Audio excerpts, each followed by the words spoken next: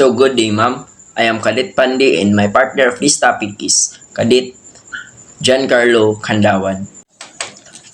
So now, what is biodiversity? Biodiversity is all living things in this world. So, including human, animals, tree, and so on. So, three levels of biodiversity. First is genetic diversity, second, species diversity, and third is ecological diversity. So now, genetic diversity is diversity of genes within a species. So, and species diversity, diversity among species in a ecosystem.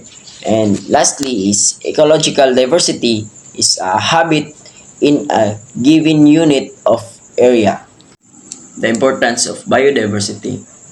For me, until now we are alive because of biodiversity, because biodiversity is so very important to us, because biodiversity give us a healthy life, to protect our world, to give us vitamins, to make our life better, because biodiversity is so very important in our life.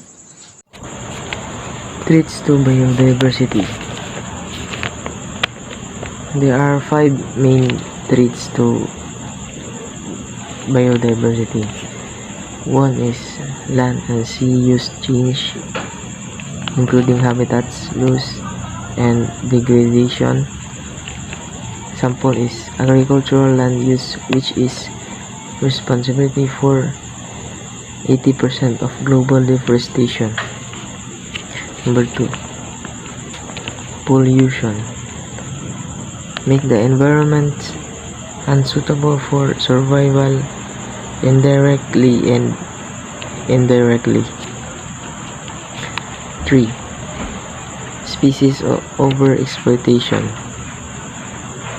Overfishing, which may decimate global fish population by. And number 4, climate change. Forcing the animal to shift range or confounding the signals that trigger seasonal events or more.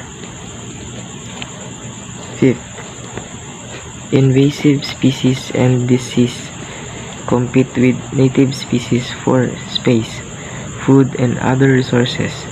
Sometimes spread disease that native species have no immunity of. Consequence of biodiversity loss. Declining biodiversity lower an ecosystem's productivity, the amount of food energy that is converted into biomass, and the lower the quality of ecosystem service, which often include maintaining the soil, purifying water that runs through it, and supplying food and shade.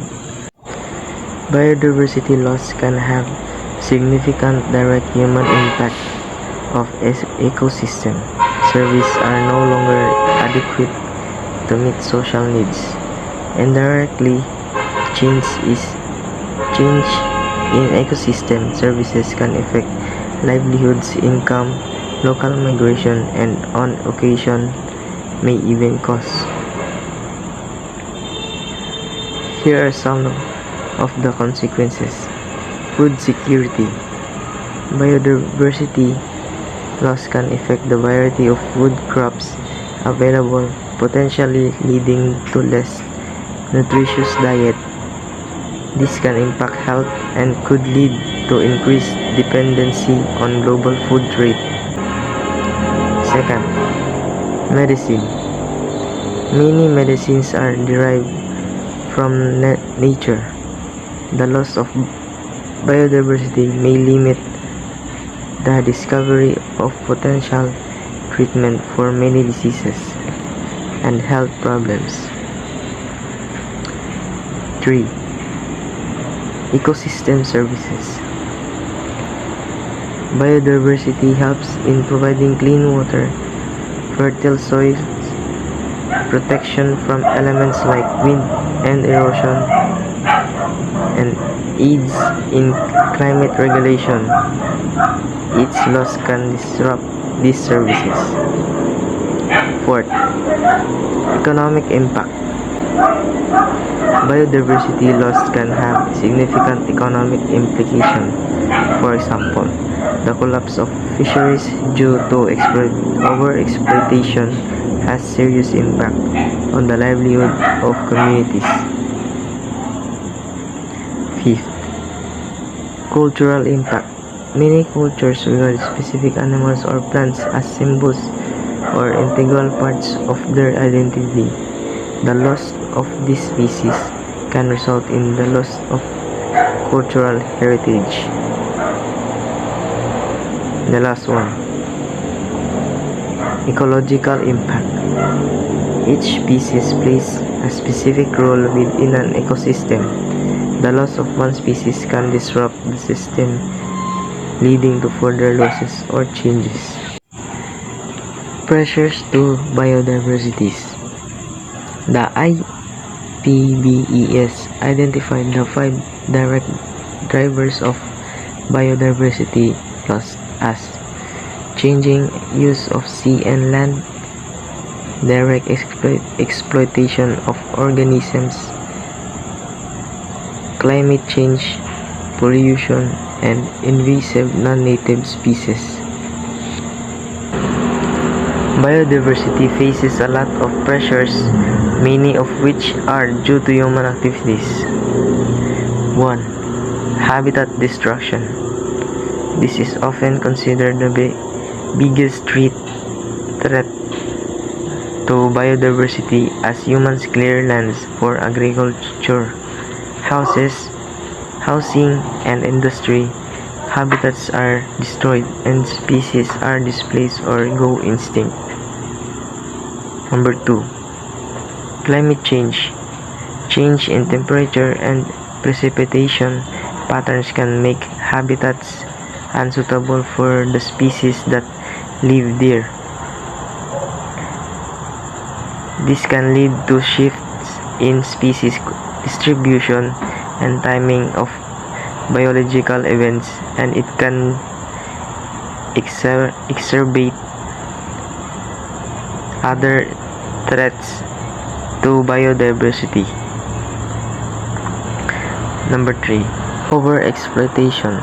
This includes overfishing, overhunting, and overharvesting of species.